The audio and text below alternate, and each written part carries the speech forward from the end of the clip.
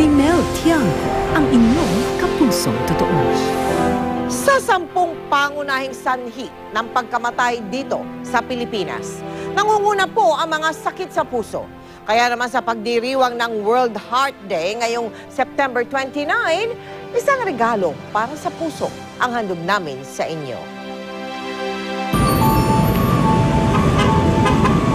Ayon sa mga pag-aaral, may tuturing ng epidemic at lubhang nakakabahala na ang pagtaas ng bilang ng mga nagkakasakit sa puso at iba pang cardiovascular diseases.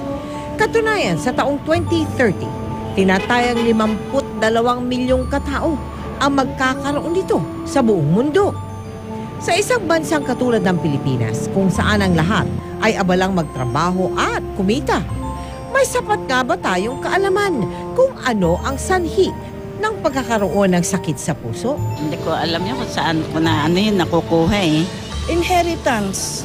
Minsan sa pagkain siguro. Pagkain, pag-iinom ng alak. Inborn yun. Aywan ko, nasa magulang yun. Sa bawat haplos ni Cynthia sa asawang si Amador, hindi niya sukat akalain na sa isang iglap, ang dating masipag at malusog na asawa, hindi na magawang makabangon sa sariling kama. Malakas yan eh. Trabaho lang siya ng trabaho.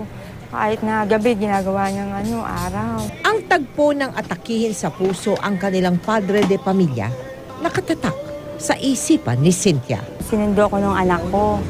Ang sabi, umuwi na raw ako at ang papa niya raw na buwal. Hindi ko alam kung gagawin ko. Siguro, dasal lang ako sa kanya. Ayon naman sa isang cardiologist, bagamat may tinatawag na congenital heart disease o sakit sa puso na nakuha mula noong isilang, malaking porsyento pa rin sa mga kaso nito ay acquired o nakukuha dahil sa uri ng pamumuhay o lifestyle. Pinaka-early sign na mayroon kang sakit sa puso, wala. Kaya kailangan, binibilang mo yung mga risk factors na sinabi ko.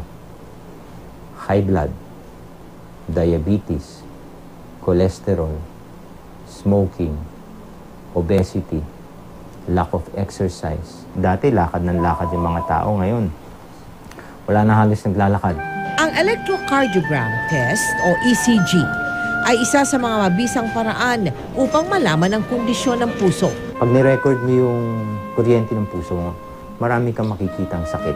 Ikaw, kamusta ang puso mo?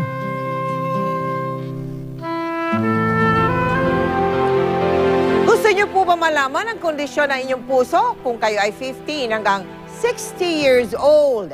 Nakakaramdam ng mga sumusunod na sintomas.